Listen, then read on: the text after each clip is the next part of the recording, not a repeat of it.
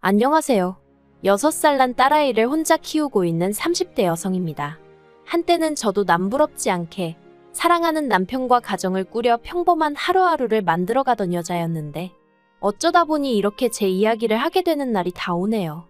제가 이렇게 제 이야기를 하는 이유는 사람들에게 제 전남편 욕을 해달라는 뜻도 있지만 동시에 저 같은 사람도 결국 이렇게 힘을 내서 살아가고 있다는 말씀을 드리고 싶어서예요. 그리고 이렇게 비록 익명이긴 해도 제 이야기를 한껏 토해내고 나면 그간 마음에 쌓여있던 응어리가 좀 풀어질 것 같기도 하고요. 아무튼 최대한 간결하게 적어볼 테니 이야기가 매끄럽지 않더라도 들어주시면 감사하겠습니다. 남편과 처음 만난 건 친구의 결혼식장에서였어요. 어디서부터 말해야 하나 싶은데 저는 한때 가수가 꿈이었을 만큼 노래에 열정이 있던 사람이에요.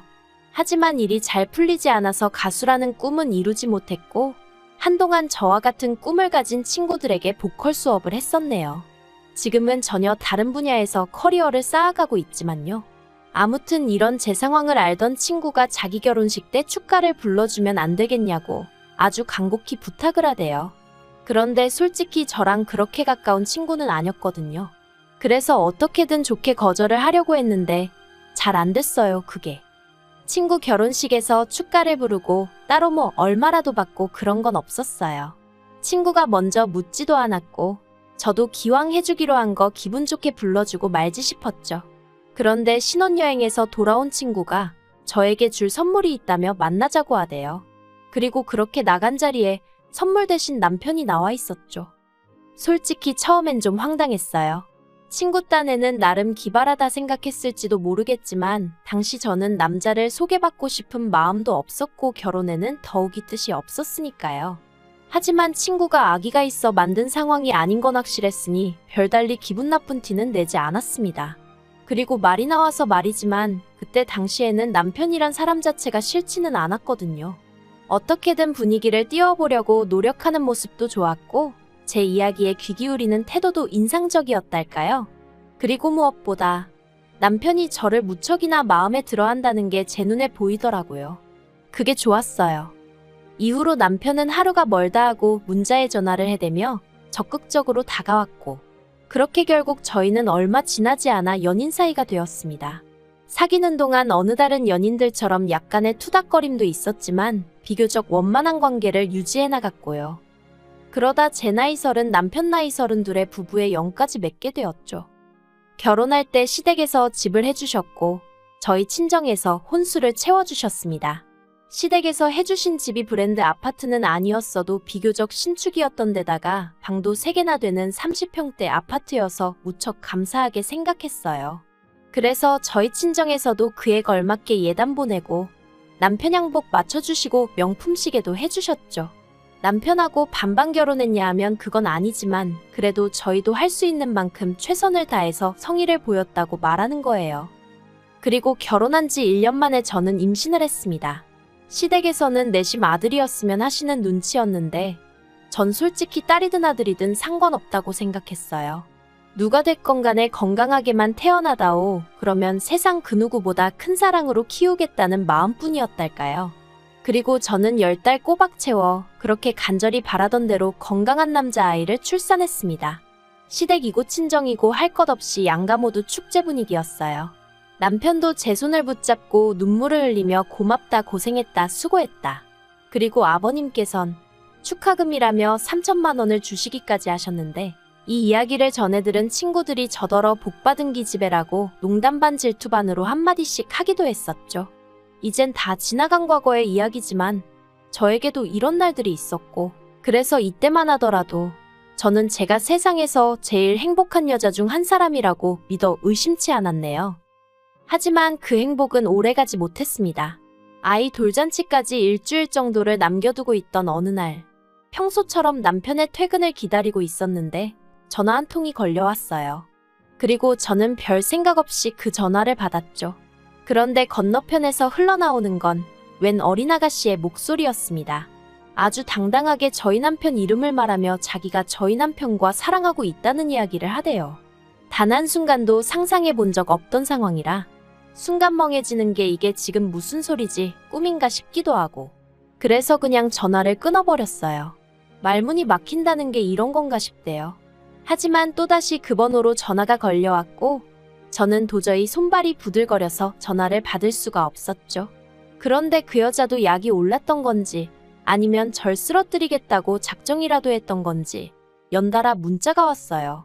그리고 저는 고민 끝에 그 여자가 보낸 듯한 문자를 확인했는데 거기엔 남편의 벌거벗은 사진과 함께 어떻게 만나서 그간 어떻게 관계를 맺어왔는지 일련의 스토리가 쭉 적혀 있었습니다.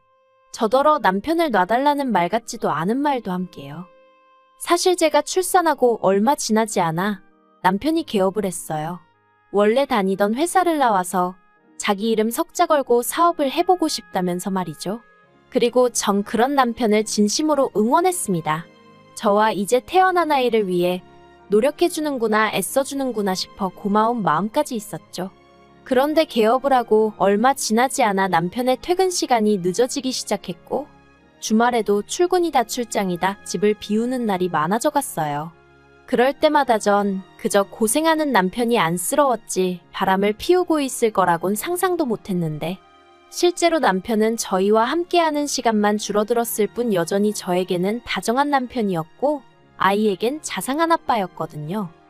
아무튼 그렇게 장문의 문자를 확인하고 나서 저는 처음엔 당장이라도 남편에게 따져 물으려고 했어요.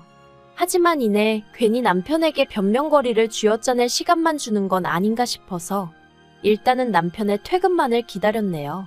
남편이 퇴근하기를 기다리는 시간이 정말 천년 같더라고요.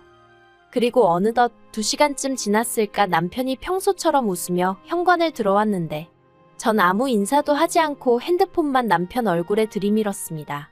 그리고 이 여자 누구냐고 물으니 금세 사색이 되어서는 일 때문에 알게 된 여자라면서 그 이상 그 이하도 아니랍니다. 이 여자가 무슨 이야기를 하는 건지 자기는 모르겠다며 일 때문에 너무 힘들 때 몇 번 따로 만나서 술 한잔 한 게다라고. 저더러 이 여자 말이 아니라 자기 말을 믿어줘야 한다면서 펄쩍 뛰대요. 그리고 저도 그런 남편을 정말 믿어주고 싶었어요. 사실 저도 어디서 남편이 바람을 폈는데 어떡하죠와 같은 글을 읽으면 이걸 왜 고민하나 당장에 이혼이지라고 생각하던 사람이었는데 막상 이게 제 일이 되니까 이성적인 판단이 불가능해지대요. 그리고 제 앞에서 정말 오해라며 싹싹 빌고 있는 남편도 왠지 진실만을 말하고 있는 것처럼 느껴졌고요. 그 여자가 혼자 소설을 쓰고 있는 건 아닐까. 그 여자가 꼬셔낸 게 분명해. 어떻게든 남편이 저지른 불륜을 제 스스로 부정하고 있었어요. 그렇게 매일같이 남편은 자기가 잘못했다 빌고 저는 저대로 그런 남편이 미워서 울고 그렇게 한 달 가까운 시간을 보냈을까. 갑자기 하루는 남편이 저에게 할 이야기가 있다고 하더니 아무래도 자기가 저를 놔줘야 할 것 같답니다. 하늘이 무너지는 기분이었어요. 이혼 이야기를 꺼내도 내가 꺼내야지. 어떻게 지가 나한테? 그리고 저는 구차하게도 그 이유가 뭐냐고 물었어요. 그러자 한다는 말이 그 여자가 임신을 했답니다. 그래서 그 여자를 자기가 책임져야 할 것 같다대요. 그 소리를 듣는데 어이가 없고 황당해서 그럼 나하고 우리 애는 하고 물었더니 기껏 한다는 소리가 저는 좋은 여자이지 않냐입니다. 처음 만났을 때부터 지금까지 자기나 시부모님이나 애한테 하는 것만 봐도 얼마나 좋은 사람인지 자기가 잘 안다면서. 그런데 그 여자는 아니래요. 자기가 헤어지자고 하니까 그러면 애도 지워버린다고 그런다면서 그런 여자를 어떻게 혼자 내버려두냐입니다. 그래도 자기 앤데 그렇게 사라지게 둘 순 없지 않냐면서 말이죠. 그러면서 집도 차도 전부 다 저에게 주겠다고 이쯤에서 헤어지자대요. 배신감에 치가 떨린다는 게 이런 건가 싶고 아무 일도 없었다더니 애가 생겼다는 게 어이없고 이런 인간을 어떻게든 믿어보려던 제 자신이 한심하고 견딜 수가 없더라고요. 그래서 알겠다고 집하고 차 다 달라고 했어요. 그리고 시부모님께도 확실하게 당신의 도로 하게 된 이혼이라고 얘기하라고 했죠. 이 부분에선 남편도 살짝 멈칫하는 눈치였지만 이내 알겠다고 하더라고요. 그래서 이튿날 남편하고 같이 시댁에 찾아갔습니다. 아무것도 모르시는 시부모님은 연락도 없이 갑자기 웬일이냐 하시면서도 몹시 반가워하셨지만 이내 저희가 전한 소식에 정말 크게 충격을 받으신 듯 했어요. 평소에 그렇게 다정하고 상냥하셨던 어머님이 남편더러 네가 사람이냐고 악을 쓰셨고 아버님도 남편을 죽일 듯이 두들겨 패시더니 집하고차뿐이냐며 당신이 미안하다고 위자료는 넉넉히 챙겨줄 테니 애 때문에라도 연락은 끊지 말고 살자 하시더라고요. 제가 간결하게 적느라 지금 이런데 정말 난리도 그런 난리가 없었어요. 그리고 얼마 안 가 바로 이혼 절차를 밟았습니다. 준다는 재산은 싹 다 받았고 남편이 일주일에 한 번은 애를 보여달래서 제정신이냐고 한 달에 한 번도 많다고 그렇게 합의하고 마음 같아선 평생 보여주기 싫었는데 그게 그렇게는 안 된다고 하더라고요. 그런데 이 과정에서도 그 여자가 또 연락을 해와서는 어떻게 사람을 그렇게 싹 다 벗겨먹을 궁리를 하냐면서 저더러 이기적이네 뻔뻔하네 말 같지도 않은 소리를 해대더군요. 아무튼 이걸로 속 썩은 걸 제외하곤 그래도 비교적 수월하게 이혼했습니다. 이혼 절차를 마치자마자 집도 차도 팔았더니 제법 목돈이 생겼는데 이건 저랑 제 아이의 미래를 위해 아껴둬야겠다는 생각이 들어 손 떼지 않고 그대로 친정에 들어갔어요. 친정 부모님께는 그저 죄송한 마음뿐이었죠. 주변 사람들한테 딸 자랑하는 재미로 사셨을 텐데 괜히 얼굴에 먹칠을 한 것 같았거든요. 물론 이런 제 생각을 말씀드리며 죄송하다 하니 친정 부모님께선 그게 무슨 말 같지도 않은 소리냐며 이래도 저래도 당신들의 하나뿐인 소중한 딸이라고 제 잘못도 아닌데 절대로 주눅 들지 말라고 하셨지만요. 한편 저는 바로 직장을 구했습니다.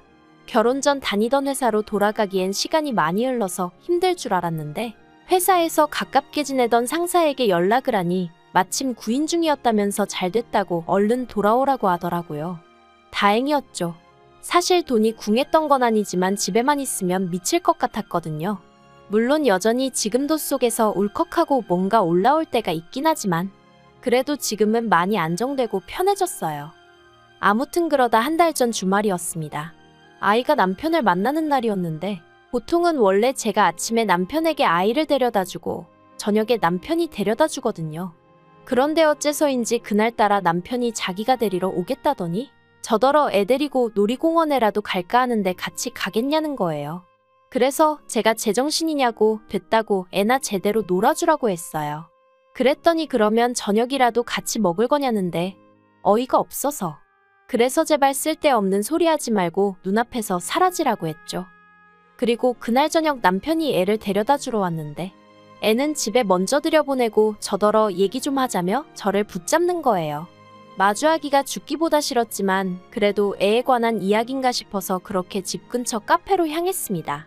그런데 남편이 저랑 마주 앉더니 우리 처음 만났을 때 생각나냐? 그때 너 참 예뻤다. 하나마나한 쓸데없는 소리를 늘어놓는 게 아니겠어요. 그래서 제가 이딴 소리나 할 거면 가겠다니까 잠깐만 있어보라더니 자기가 아무래도 큰 실수를 한 것 같다는 거예요. 도대체 무슨 소린가 싶어서 남편을 가만히 쳐다보니까 그 여자 애가 자기 애가 아니랍니다. 저는 처음에 뜬금없이 무슨 소리를 하는 건가 싶었죠.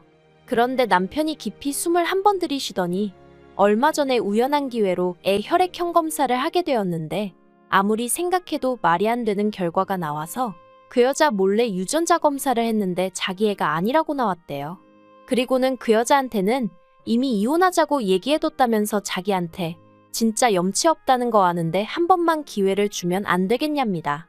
그런데 그 이야기를 듣는데 자꾸 피식피식 웃음이 나는 거예요. 이 인간 천벌받는구나, 천벌이라는 게 있긴 있구나 싶은 게 결국 제가 소리내서 깔깔웃다가 기회 같은 소리 한다고 됐다고 했어요. 그리고 먼저 일어나서 뒤돌아 집으로 오는데 그렇게 가벼운 발걸음은 참으로 오랜만이었네요. 그리고 얼마 뒤 설마 했는데 그 여자한테도 연락이 왔습니다. 저더러 자기 남편한테 무슨 짓을 했길래 이혼 이야기가 나오는 거냐면서 유전자 검사도 제가 해보라고 부추긴 거냐며 저한테 화를 내더라고요. 황당해서 내가 그런 짓을 왜 하겠냐고 이런 전화하지 말라고 했네요. 불쾌하다고요.